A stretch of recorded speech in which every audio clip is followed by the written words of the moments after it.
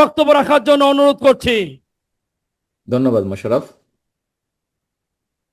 বিসমিল্লাহির রহমানির রহিম। স্লোগান হবে না, স্লোগান চুপ চুপ। নো স্লোগান, স্লোগান না, চুপ করে শুনতে হবে সবাইকে। মাগরিবের আজান দেবে একটু পরে, অল্প সময় অল্প।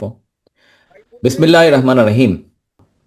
আপনারা নিশ্চয়ই, আমরা সকলে গর্ববোধ করি যে ৭৫-এর পরে দেশ যখন ৭৫ দেশ স্বাধীনের পর থেকে যখন দেশ, সবাই আশা করেছিল দেশটি সামনে এগিয়ে যাবে, কিন্তু তার পরিবর্তে সম্পূর্ণ ভিন্ন চিত্র দেখেছে। পরবর্তীতে যখন শহীদ রাষ্ট্রপতি জিয়াউর রহমানের হাতে দেশ পরিচালনার দায়িত্ব পড়ে, এখানে বেশ কয়েকজন সিনিয়র নেতৃবৃন্দ আছেন। খুব সম্ভব আমাদের মাহবুব রহমান সাহেব শহীদ জিয়ার সাথে কাজ করেছেন, আমাদের মেয়র সাহেব সহ আরও কিছু আছেন।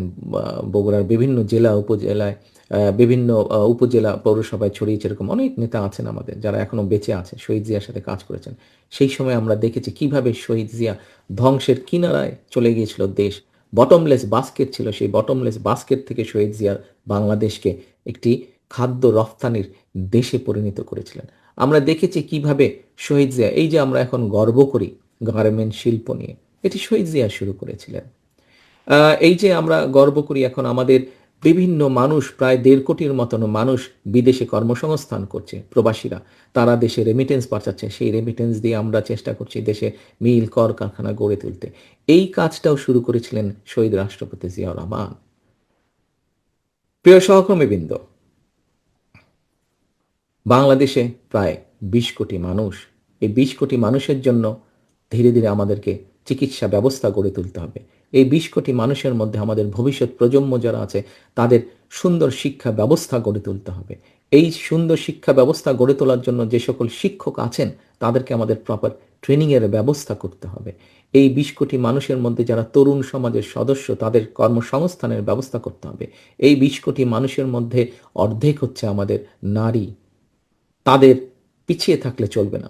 তারা কিভাবে ধীরে ধীরে শিক্ষিত এবং শিক্ষার আলোর মধ্যে প্রবেশ করতে পারেন, এবং একই সাথে তারা কিভাবে অর্থনৈতিক মজবুত ভিত্তির উপরে নিজেদেরকে দাঁড় করাতে পারেন, তার জন্য আমাদেরকে কাজ করতে হবে। প্রিয় সহকর্মীবৃন্দ, যেই কথাটি বলছিলাম, শহীদ রাষ্ট্রপতি জিয়াউর রহমান ধ্বংসের কিনারা থেকে এই দেশকে বের করে নিয়ে এসছেন।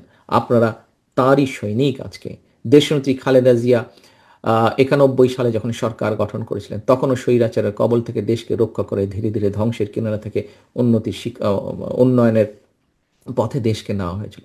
প্রিয় সহকর্মীবৃন্দ, আপনারা এই দুই মহান নেতার সৈনিক। আজ আপনারা আপনাদের হাতে বা আপনাদের সামনে ইনশাল্লাহ সেই সুযোগ এসে হাজির হয়েছে। আবার আমাদের দেশটাকে ধ্বংসের কিনারা থেকে গড়ে তুলতে হবে। আমাদেরকে কঠোর পরিশ্রম করতে হবে। সামনের দিনগুলো আমাদের খুব ভালো দিন নয়, কিন্তু দেশের অর্থনৈতিক অবস্থা ভেঙে পড়েছে। দেশের বিভিন্ন জায়গায় বিভিন্ন রকম অরাজকতা শুরু হয়েছে, বা কেউ কেউ করার চেষ্টা করছে। কাজেই এইগুলো সম্পর্কে আমাদেরকে সজাগ থাকতে হবে। দেশের কর্মসংস্থান, দেশের লক্ষ লক্ষ মানুষ বেকার হয়ে যাচ্ছে, এই বেকারদের কর্মসংস্থানের উপায় আমাদেরকে বের করতে হবে। দেশের কৃষকরা একটা নাজেহাল অবস্থার মধ্যে আছেন। অনেক সময় তারা তাদের উৎপাদিত ফসলের ন্যায্য মূল্য পাচ্ছে না। বাজারে ব্যবস্থার মধ্যে যেভাবে ভেঙে পড়েছে, যেভাবে বিভিন্ন দুষ্ট চক্র ঢুকেছে, তার থেকে এটাকে বের করে নিয়ে আসতে হবে, যাতে মানুষ সহজে ন্যায্য মূল্যে তাদের নিত্য প্রয়োজনীয় দ্রব্যগুলো তাদের হাতের নাগালের মধ্যে পায়। কাজেই আমরা যদি সকল কিছু বিবেচনা করি, আমাদের সামনে অনেক অনেক অনেক কাজ, প্রিয় সহকর্মীবৃন্দ, আমাদের সকলকে এখন ঐক্যবদ্ধ থাকতে হবে। সেটি আমরা বিএনপির নেতাকর্মীরাই হই, সেটি অন্য দলের নেতাকর্মী যারা গণতন্ত্রে বিশ্বাস করে। আজকে এই যে শহীদ ওসমান হাদি যে শহীদ হয়েছেন, যে মানুষটি শহীদ হয়েছেন, এই মানুষটিও কিন্তু গণতন্ত্রের পথেই ছিলেন। এই মানুষটিও কিন্তু আগামী নির্বাচনের একজন প্রার্থী ছিলেন, অর্থাৎ উনি একজন প্রার্থী ছিলেন। ঢাকা ৮ আসনের উনি প্রার্থী ছিলেন, এবং এটির মাধ্যমে প্রমাণিত হয় যে শহীদ ওসমান হাদি নিজেও গণতন্ত্রে বা ভোটের রাজনীতিতে বিশ্বাস করতেন উনি, এবং সেই জন্যই উনি নিজেও প্রার্থী ছিলেন। কাজেই আজকে শহীদ ওসমান হাদির প্রতি যদি সম্মান রাখতে হয় আমাদেরকে, আজকে আমাদের জুলাই শহীদদের প্রতি যদি সম্মান রাখতে হয়, জুলাই যোদ্ধাদের প্রতি যদি সম্মান রাখতে হয়, আজকে আমাদের ৭১-এর শহীদদের প্রতি যদি সম্মান রাখতে হয়, একাত্তরের মুক্তিযোদ্ধাদের প্রতি যদি সম্মান রাখতে হয়, তাহলে আমাদের একটাই লক্ষ্য হতে হবে এখন, দেশের মানুষের জায়গা করে দেব। আজকের এই যে ডিজিটাল স্মৃতিস্তম্ভ, আজিজুল হক কলেজ কানেকশনটা দেওয়া হচ্ছে, ওটা যেরকম ফ্রি হবে, ঠিক একইভাবে আমরা এই যে আইটি পার্কগুলো আছে, এই আইটি পার্কগুলোর মধ্যেও আমরা ফ্রি ওয়াইফাইয়ের ব্যবস্থা করব এখানে, এবং সেখানে আমরা যারা সত্যিকারভাবে এই কাজগুলোর সাথে যারা সম্পর্কিত এরকম তরুণ সমাজের সদস্যদেরকে আমরা সেখানে জায়গা করে দেবো, একটা স্পেস করে দেবো, তার যাতে নিজের একটা ছোট্ট অফিস হয়, সুন্দর অফিস হয়। হয়তো প্রথমে একজন কাজ করছে, হয়তো 2 4 5 বন্ধু মিলে একটা ছোট্ট কোম্পানি খুললো, আস্তে আস্তে তাদের কাজের পরিধি বাড়বে। আমাদের যেগুলা আমরা বিভিন্ন ভোকেশনাল ইনস্টিটিউট বা ট্রেনিং ইনস্টিটিউট আমরা তৈরি করতে চাচ্ছি, সেখানে আমরা তরুণ সমাজের কর্মসংস্থানের জন্য সেখানে আমরা যেমন এই টেকনিক্যাল ট্রেনিংগুলো দিব, একই সাথে কোন টেকনিক্যাল ট্রেনিংটা নিলে কোন দেশে গেলে তার কর্মসংস্থান খুব সহজে হবে, সেই দেশের ভাষা আমরা তাদেরকে শিক্ষা দেব। আমরা কয়েকটি ভাষা বেছে নিয়েছি, এখন মোটামুটি পৃথিবীতে যেই ভাষাগুলোর ডিমান্ড বেশি বা যেই ভাষাগুলো দেশে গেলে কর্মসংস্থানের সুযোগ সহজেই পাওয়া যাবে, সেই ভাষাগুলো আমরা কম বেশি রিসার্চ করে বের করেছি, সেগুলো আমরা শিখাবো সেই সকল ট্রেনিং ইনস্টিটিউটে। কাজেই প্রিয় সহকর্মীবৃন্দ, মূল কথা হচ্ছে আমাদেরকে এখন সামনে যেই সময় এসেছে, এই সময় আমাদের মূল কাজ একটাই, করব কাজ, গড়ব দেশ, সবার আগে বাংলাদেশ। এটাই হতে হবে আমাদের মূল লক্ষ্য, এটাই হতে হবে আমাদের মূল টার্গেট, এটাই হতে হবে, এটাই আমাদেরকে অ্যাচিভ করতে হবে।